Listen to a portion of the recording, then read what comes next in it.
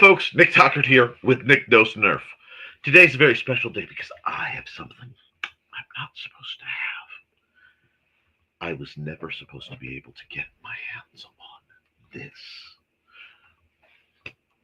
See, this is a blaster that was developed for an attraction run by Hasbro called Nerf Action Experience.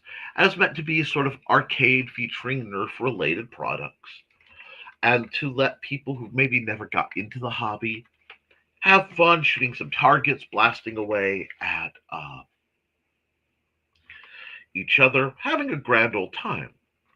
There came a problem though. This blaster was developed in 2023, and as you can see, it shoots standard Nerf Elites. Guys like this. But other companies have been making Nerf Elites, Nerf Elite compatible darts for quite a while, and frankly, they're better. So Nerf had switched to their new N1 darts as a sort of dart DRM. Now, that leaves them with a problem. This blaster.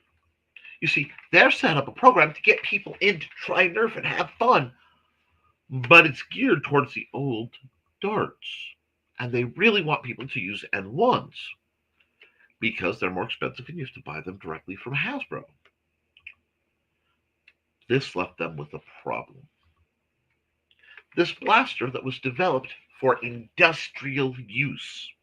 This was not developed for home use. This was meant to be in an attraction, meant to be fired thousands upon thousands of times in an event where replacing this would actually cost Hasbro money instead of making them money.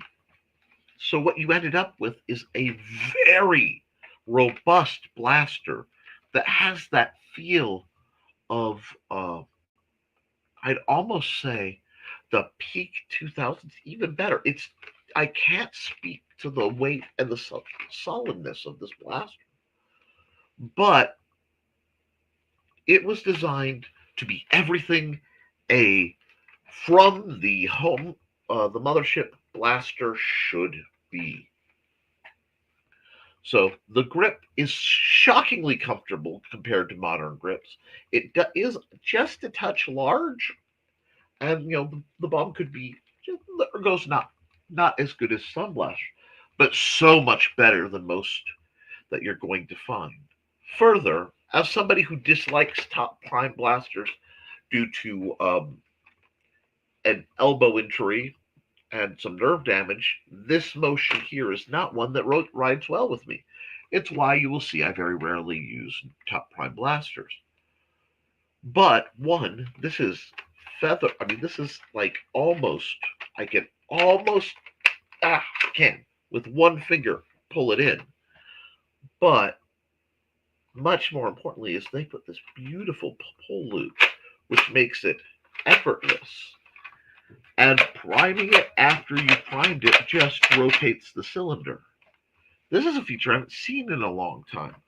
I don't think it has slam fire, but you have an 8-round cylinder, which is in that sweet spot between Nerf secondaries and Nerf primaries that makes for a good, if you only have one blaster, that's not bad for backyard plinking, basement wars. The cylinder, which actually rotates, is none of this smart AR garbage. It's remarkably sturdy, and it's shrouded to keep it from makes it very hard for little fingers to get pinched. This is probably one of the best blasters they've ever made for what it is. It's a kid-safe, adult-friendly.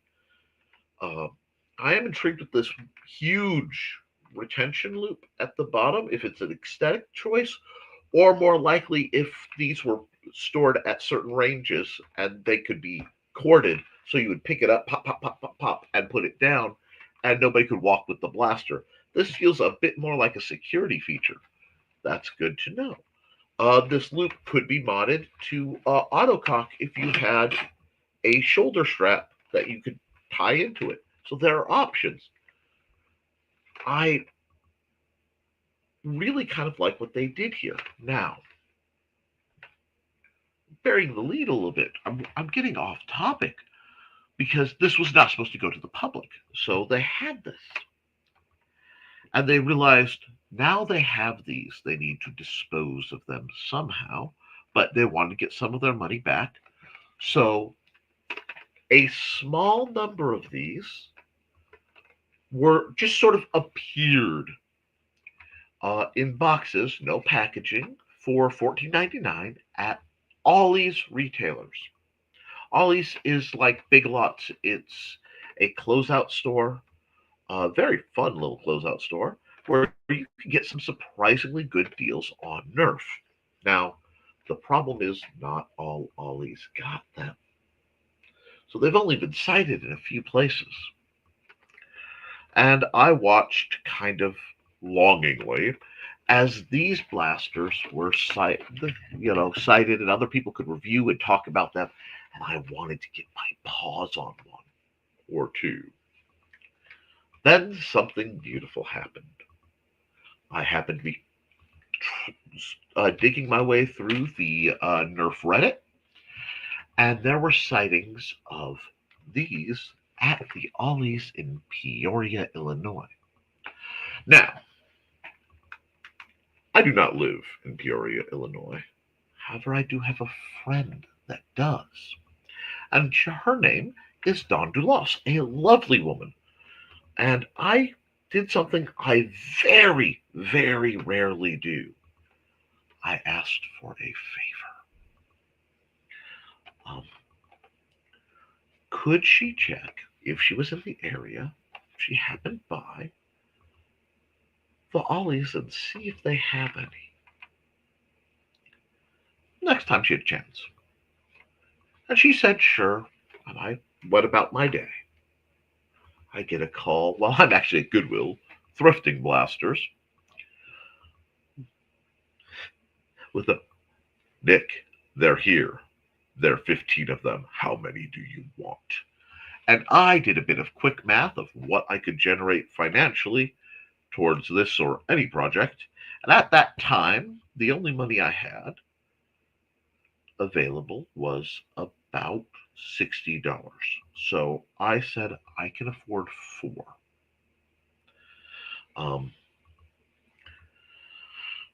Under the theory, myself, my wife, my son, and my youngest brother might have a Nerf war. I may actually let the library use these for a Nerf program. I'm not sure, but I wanted one. So she looks at me and she goes, okay, oops, 5 fell in the cart. And I happened to see her the next weekend, and bless that woman, she took the $60, didn't bother with tax, didn't bother with gas fee or anything else. I tried and put this guy in my hands. Now, as I said, this is a piece of history. You're not going to find many of these. I have a small stash. But it is not bad for a basement area. You're looking at standard Nerf performance. Thank you, Lydia. Lydia's undead. She can't feel it. So, 65, 70 feet per second. Nothing spanky. It does leave me with a couple questions. One, what am I going to do with my spares? I may just hold on to them. I may put them in a little box and wait for the time when a collector may flip that, be interested in 1 or 2. I may flip 1. 1 will be kept in my hot little hands in my personal collection, unaltered, unmolested, whatever. But I may try to mod 1. I don't know. See, it has a very interesting setup in the internals. I've seen pictures where the plunger tube is smaller in diameter but longer in length than plunger tubes of this style blaster. I suspect something about that layout lends to its durability because this is a blaster that probably will just keep on blasting and blasting and blasting, and that interests me. Furthermore, the shell is fairly reinforced, which means it might be able to take a little bit more and get some more pop to it. So I'm tempted on that front. I have to decide because I don't want to ruin a piece of history. But when I have five of them, I do have one extra. So we shall see. If I find any more, if I encounter any more, I may pick them up for the library's programs. I do want to put a shout out. Nerf painted one side but not the other on a blaster that was never meant to hit the shelves. I find that delightful. But it's really a good little blaster. For in the house, it's not very tolerant of older darts, which I can expect. And of course, it has your usual dart studs and air restrictors and all that fun jazz. But what this is the start of what Nerf should be doing. This is the proof that Nerf can make a high quality, moderately effective blaster. And they put it at $15 a piece. Guys, this is so cool. This is so cool that I have a blaster that, is completely, let's see, get it, okay, unique in its history. As somebody who's been a Nerf fan since the very beginning, I can't really put it down. Something about the loop pull, it's not a T-pull, prime loop pull, just makes it fun to shoot. And it reminds me, beneath all the discussions on ergonomics and, improvements, beneath the game to chase pro level performance and, Picatinny rails, there's still room for a simple, quality built, basement war grade Nerf blaster. And you know what? I kind of love it, just how it is. So, I'll be holding on to this, and probably the others for quite some time.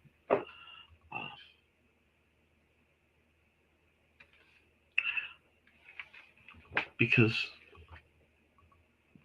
it's fun, and that's what plastic should be, folks. So, I want to put a huge shout out to Dawn Dulas. I put the link to her Indie CD page. She does a lot of things. I've had both a business and obviously pleasure dealings with her. Wonderful young lady. And this is just a wonderful blaster. So I'm going to tell you what, guys. If you have a kid, serious, if you have a little kid and you have an Ollie's, snake yourself a couple of these, okay? If you can find these, scoop a couple of them up. Not just because they're historic, not just because they're reasonably priced at $14.99, but because they're really good for what Nerf originally set out to be. And maybe that's something we all need to remember. Folks, this has been Nick Knows Nerf. I will be back next week, roughly the same time. I'm trying to get my pre-recorded videos back on schedule for another episode. Please put your questions and comments in on this video. I will answer them. I'm fairly devoted to doing so.